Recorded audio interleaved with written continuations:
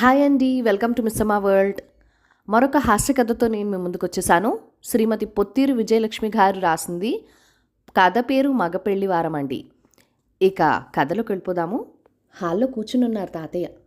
వంట వెంకట్రావు హడావిడిగా వచ్చాడు. మీరు చెప్పినట్టే 65, 35 2 వీసలు పట్టి ఉంచమన్నాను అన్నాడు. భేష్, 70, 30 అయితే రుచి తగ్గిపోతుంది అన్నారు తాతయ్య.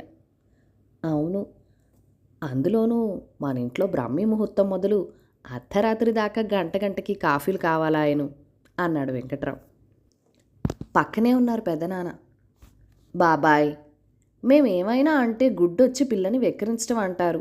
ఏమిటి హడావిడి చెప్పండి, ఎవరైనా చూస్తే నవ్విపోతారు అన్నాడు కాస్త విసుగ్గా. అట్లాగా, నాకు తెలీదులే. ఏడుసావు గాని నీ పనులు నువ్వు చూసుకో. కాదు, నా కొడుకు పెళ్ళి నా ఇష్టం అంటావా? ఆ మాట ఏదో స్పష్టంగా చెప్తే నోరు మూసుకుని కూర్చొని ఆ వేళటికి భుజం మీద ఉత్తరేం వేసుకొచ్చి బస్సు ఎక్కుతాను. ఆ తర్వాత తేడా ఏమైనా వస్తే బాబాయ్ పెద్దవారు, నాకు చెప్పలేదేం అని మాత్రం నన్ను అనకు అన్నారు తాతయ్య.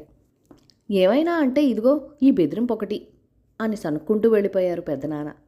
వీడు మహా చెప్పొచ్చాడు నాకు అని పనిలో మునిగిపోయారు తాతయ్య. అసలు విషయం ఏమిటంటే మా అన్నయ్యకి పెళ్లి కుదిరింది. పరాయి సంబంధం. మా ఇంట్లో ఇంచుమించు అన్ని దగ్గర సంబంధాలే. ఇప్పుడు మా పెద్దనాన్నగారి అబ్బాయికి బయట సంబంధమే ఖాయం చేశారు. అటువైపు పెద్దవాళ్ళు తాంబూలాలకు వచ్చినప్పుడు, అయ్యా మీరు పెద్దవారు, మీతో తూగగలమో లేదో అన్నారట తాతయ్య గారితో.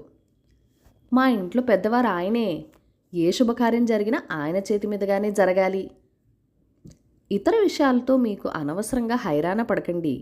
ఇక పోతే పెళ్లిలో భోజనాలు మాత్రం దర్జాగా ఉండాలి సుమా. మా ఇంట్లో శుభకార్యం అంటే అందరూ ఎదురు చూస్తారు అన్నారట తాతయ్య. అయ్యో ఎంత మాట, మా సాయశక్తులా చేస్తాం అన్నారట వాళ్ళు. ముహూర్తం పెట్టారు. పెళ్లి హడావిడి మొదలైంది. మేము పెళ్ళికి తరలి వెళ్ళాలంటే ఆడవాళ్లకో బస్సు, మగవాళ్లకో బస్సు. పెళ్లి కొడుకు కారు ఉండనే ఉంటుంది. పెళ్ళి అని తెలియగానే మా ఆస్థాన వంటవాడు వెంకట్రావు వచ్చి వాలిపోయాడు. చెప్పండి అయి పెద్దయ్య గారు, పెళ్లి కొడుకు చేసే రోజున వంట ఏమిటి? సత్యనారాయణ వ్రతానికి ఏం చేయిద్దాం అన్నాడు. మన ఇంట్లో మాట సరేలే వెంకట్రావు, అది నీకు నల్లేరు బండి మీద నడక. పెళ్ళివారు కొత్తవారు, పైగా పల్లెటూరు. మనమేమో ఇంతమంది బంధువులని వెంట పెట్టుకుని వెళ్తున్నాం.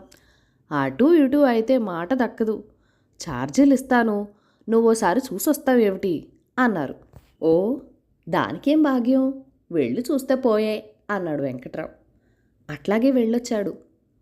అంతా బాగానే ఉంది. గాడి పొయ్య, పాత సామాన్లు అన్నీ సలక్షణంగా ఉన్నాయి. కాకపోతే శుద్ధ పల్లెటూరు, ఏమీ దొరకవు. మరి మన ఇంట్లో గంటకి కాఫీలు కావాలి, పంటి కిందకి పలహారాలు కావాలి. వాళ్ళు ఈ బస్తీ మర్యాదలు చెయ్యగలరా అని నా అనుమానం అన్నాడు. కాసేపు ఆలోచించి, వెంకట్రావు ఓ పంచే, నువ్వు మాతో బాటే వచ్చేయి. వంట పందిట్లో నువ్వు ఉన్నావటే ఇక నాకు నిశ్చింత అన్నారు.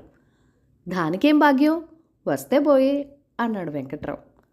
తాతయ్య ఊపిరి పీల్చుకున్నారు. వెంకట్రావు ప్రయాణమైన దగ్గర నుండి ఒక్కటే హడావిడి. పెద్దయ్య గారు, మరి మంచి కాఫీ పొడి అక్కడ దొరుకుతుందో లేదో, మనం దత్తాత్రేయుడి కొట్లో కాఫీ పొడి పట్టుకెళ్దామా అన్నాడు. నిజమే, కాఫీ బాగుండకపోతే పెళ్ళెవ రానిస్తుంది అన్నారు తాతయ్య. అది మొదలు సందడి. వెంకట్రావు, బంతి మీద వంకాయ కూర లేకపోతే ఏం బాగుంటుంది? భేషైన వంకాయ కూరకి మరి గరుగు వంకాయలు కావాలి. మన బాపట్ల బంధువులకు చెప్పించేస్తే ఓ బస్తాడు వేసుకొచ్చేస్తారు అన్నారు తాతయ్య. బంధువులు 3 రోజుల ముందే వస్తారయ్య గారు. వాళ్ళు వస్తూ తెస్తే వాడిపోతాయి. మా తోడళ్ళకి కబుడు పెడితే సాయంత్రం కోయించి మనం బస్సు ఎక్కే వేళకి తెచ్చేస్తాడు అన్నాడు వెంకట్రావు. ఇలా జాబితా హనుమంతుడు తోకలా పెరిగిపోయింది. అక్కడ కందిపప్పు లక్కలా ఉడుకుతుందో లేదో అని ఓ 25 వీసల పప్పు మూటగట్టించారు. గోంగూర, మిరప్పళ్ళు, కుందెడు వెన్నపూస, అనుపానాలన్నీ సరే, మరి అన్నం మాట ఏమిటి అనుకుని 6 బస్తాల సన్న బియ్యం సిద్ధం చేశారు. ఇంకా తెల్ల బెల్లం దగ్గర నుంచి తాటాకు విసునకర్రల దాకా 100 సాల్తీలు సిద్ధం చేశారు.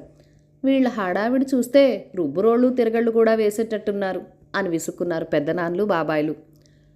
ఒక బస్సు మీద చుట్టాల పెట్టెలు బేడలు, రెండో బస్సు మీద ఈ సామాన్లు, వీటిని చూసేందుకు జమా జట్లీ లాంటి మనుషులు, అసిస్టెంట్లతో వెంకట్రావు. అందరం బయలుదేరి పెళ్ళికెళ్ళాం. మా ఇంట్లో అన్ని పెళ్ళిలాగే ఈ పెళ్ళి కూడా బ్రహ్మాండంగా జరిగింది. వంట దగ్గర వెంకట్రావుదే పెత్తనం. ఆడపెళ్లి వారి వైపు వంటవాళ్ళు కూరలు తరగడం, పప్పు రుబ్బడం, లడ్డు కట్టడం వగేరా సహాయాలే చేశారట. అప్పగింతలయ్యాక వెంకట్రావు వద్దంటున్నా వినకుండా కన్యాదాత పంచల చాపు పెట్టి 116 ఇచ్చారంట. అటువైపు పెద్దవాళ్లంతా ఇటువైపు పెద్దల దగ్గరికి వచ్చి, అయ్యా ఏం వంటలు, ఏం వైభోగం, జివ్వ లేచొచ్చిందంటే నమ్మండి. మా ఇంట్లో ఇంకో 4 ఆడపిల్లలుంటే అందరికీ మీ ఇంటి సంబంధమే చేసేవాళ్ళం అన్నారట వినయంగా.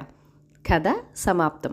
ఈ కథ మీకు నచ్చినట్లయితే కనుక లైక్ చేయండి, షేర్ చేయండి. మన ఛానల్ని ఫస్ట్ టైం చూస్తున్నట్లయితే కనుక సబ్స్క్రైబ్ చేసుకొని సపోర్ట్ ఇవ్వండి. మీ అమూల్యమైన ఫీడ్బ్యాక్ అండ్ సజెషన్స్ నాతో కామెంట్ సెక్షన్లో కూడా షేర్ చేసేయండి. Thank you for watching. Bye bye.